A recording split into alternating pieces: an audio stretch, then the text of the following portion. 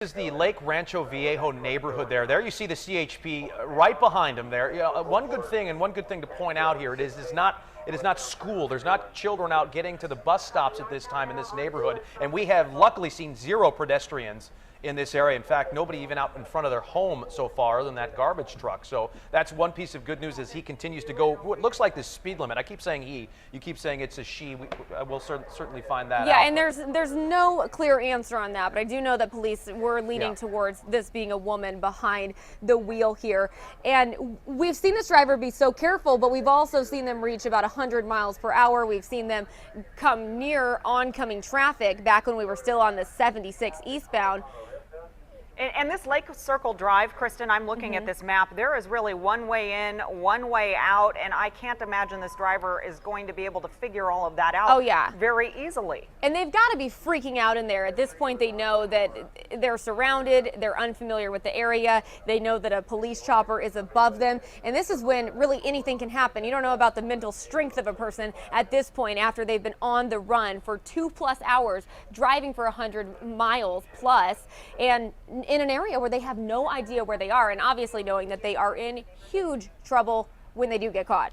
And there's really essentially no way out of this neighborhood as I look at the maps. The 76 is really the only way out. There's a lot of little windy roads, as we've seen, zigzagging through this neighborhood there. But police know that, and I think they're using that to their advantage. I think their biggest concern, though, right now for the CHP is the public safety, obviously. People on foot, residents, and just how dangerous is this person? Is she armed, for example? Yeah, and the driver may not know the roads here, and that's pretty obvious, but the CHP, they definitely know these roads. And so, as you can imagine, they're probably placing themselves, in the right areas. They're right behind this car right now, as we're seeing. If you guys want to take my maps out here. There's a pit maneuver, Kristen.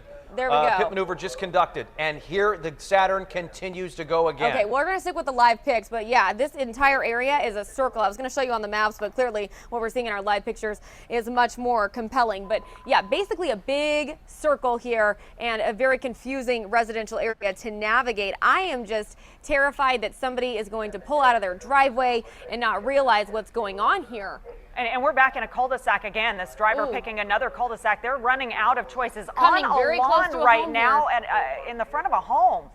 And the CHP will have had enough of that. That's through over somebody's lawn and into a parked car there. So we might see a more aggressive approach from the CHP to put an end to this thing there as that bumper drags on this 1993 Saturn. And the driver getting more and more dangerous as this pursuit goes on. As you saw, it went right through a lawn. Thankfully, no one out on that lawn right now. CHP blocking this car in. I think this is going to come to an end. Yeah, we could be watching the very end right now. But again, we just saw them drive through someone's front yard, so they may be willing to do that again here. Officers getting out of their vehicles at this point.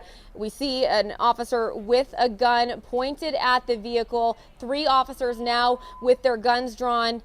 And again, this is live television. We cannot predict exactly what's going to happen here. We do not know if the person inside the vehicle is armed. We're looking at 4 officers now with guns drawn on the vehicle, and anything could happen. They're thinking about bashing that window out to get in there. Looks like they've done that to the passenger window.